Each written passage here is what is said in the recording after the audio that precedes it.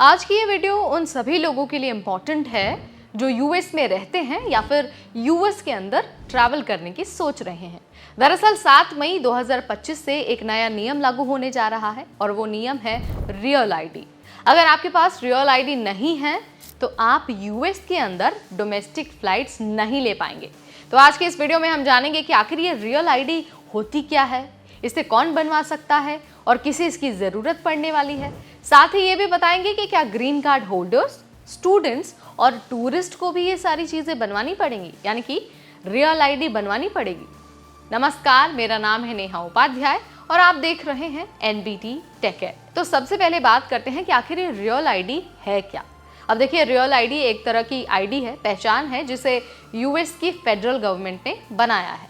ये आपके drivers licence या फिर जो स्टेट आईडी है उसका ही एक सिक्योर और अपग्रेडेड वर्जन होता है। रियल आईडी में ऊपर एक स्टार बना होता है, अक्सर सुनहरे रंग का या फिर काले रंग का। कुछ स्टेट्स में इन्हांस्ड भी लिखा होता है उस पर। अब देखिए, 7 मई 2025 के बाद अगर आपके पास रियल आईडी नहीं है तो आपको घरेलू फ्लाइट यानी कि जो डोमेस्टिक फ्लाइट है उसमें चढ़ने की परमिशन नहीं मिलने वाली है, जब तक कि आपके पास कोई ऑप्शनल पहचान यानी कि ऑप्शनल आईडी ना हो। अब ज़रा ये जान लीजिए कि आखिर ये रियल आईडी जो है इसकी ज़रूरत क्यों है। अब देखिए, ये जो नियम है वो यूएस की सिक्योरिटी बढ़ाने के लिए लाया गया है। 9/11 के बाद DHS यानी कि जो डिपार्टमेंट ऑफ होमलैंड सिक्योरिटी है उसने ये डिसाइड किया था कि आईडी कार्ड्स को ज़्यादा मजबूत और एक जैसा बनाया जाए। रियल आईडी के बिना अगर आप एयरपोर्ट पर जाएंगे तो आपको ज़्यादा सिक्योरिटी चेकिंग से गुजरना पड़ सकता है, आपको फ्लाइट में चढ़ने से रोका भी जा सकता है और सबसे बुरी बात, आपको जो अपना ट्रैवल है वो भी कैंसिल करना पड़ सकता है। अब आपके मन में सवाल आ रहा होगा, भाई जब रियल आईडी इतना इंपॉर्टेंट है तो इसे बनवाना कैसे है। तो देखिए, रियल आईडी बनवाने के लिए ना आपको अपने स्टेट के DMV यानी कि डिपार्टमेंट ऑफ मोटर व्हीकल या फिर जो लाइसेंस ऑफिस है वहाँ पर जाना पड़ेगा। आपको ना कुछ डॉक्यूमेंट्स अपने पास रखने होंगे, जैसे कि आपका प्रूफ ऑफ आइडेंटिटी यानी कि आपका प्रमाण पत्र, जैसे कि आपका वैलिड पासपोर्ट हो गया, ग्रीन कार्ड हो गया या फिर जो आपका बर्थ सर्टिफिकेट है वो। इसके अलावा आपके पास सोशल सिक्योरिटी नंबर का प्रूफ भी होना चाहिए, जैसे कि आपका सोशल सिक्योरिटी कार्ड हो गया, V2 हो गया या फिर पैरोल स्टब।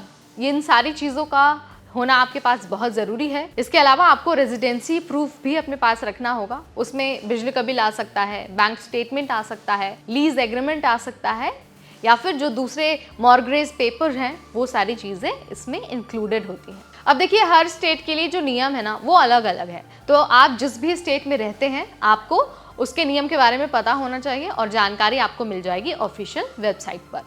अब बात करते हैं सबसे ज़रूरी चीज़ के बारे में, यानी कि ग्रीन कार्ड होल्डर्स, स्टूडेंट्स और टूरिस्ट के बारे में। कई सारे लोगों को लग रहा होगा कि भाई ग्रीन कार्ड होल्डर्स, स्टूडेंट्स और टूरिस्ट के पास भी रियल आईडी होना ज़रूरी है। अब ज़रा हम एक एक करके बात कर लेते हैं कि ये बात सही है या फिर नहीं। तो सबसे पहले बात करते हैं ग्रीन कार्ड होल्डर्स की, यानी कि परमानेंट रेजिडेंट की। अब देखिए, इनके पास ना रियल आईडी होना बहुत ज़रूरी है। अगर वो ड्राइविंग लाइसेंस या फिर स्टेट आईडी का इस्तेमाल कर रहे हैं फ़्लाइट के लिए तो उनके पास रियल आईडी होना चाहिए। इसके अलावा जो इंटरनेशनल स्टूडेंट्स हैं या फिर जो टूरिस्ट हैं जो घूमने के लिए यूएस आए हैं उनको रियल आईडी की ज़रूरत नहीं है। ये लोग अपना जो फॉरेन पासपोर्ट है और जो वैलिड वीज़ा है उसके साथ ही ट्रैवल आराम से कर सकते हैं, उनको रियल आईडी की ज़रूरत नहीं है। यानी कि जो लॉफुल परमानेंट रेजिडेंट है यूएस का उसके लिए तो रियल आईडी बहुत इंपॉर्टेंट है, लेकिन अगर कोई स्टूडेंट है या फिर वहाँ पर ट्रैवल करने गया है तो उनके लिए रियल आईडी इतनी इम्पॉर्टेंट नहीं है। वो आराम से अपने वैलिड पासपोर्ट या फिर वैलिड वीज़ा के साथ फ़्लाइट में ट्रैवल कर सकते हैं।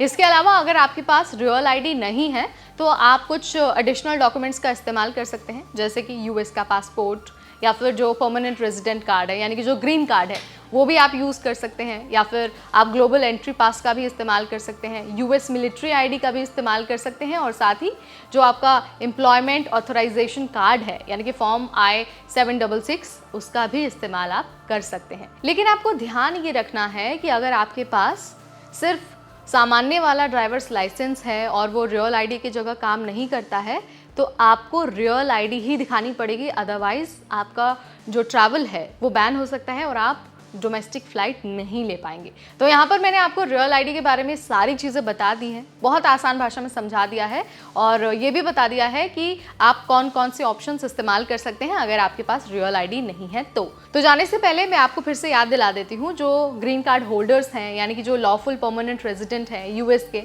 सिर्फ रियल आईडी उन्हीं के लिए ज़रूरी है जो इंटरनेशनल स्टूडेंट्स हैं या फिर जो टूरिस्ट हैं। उनके लिए रियल आईडी उतनी मायने नहीं रखती है। उनके लिए जो उनका वैलिड वीज़ा है या फिर जो उनका पासपोर्ट है वो उसको रियल आईडी की जगह यूज़ कर सकते हैं।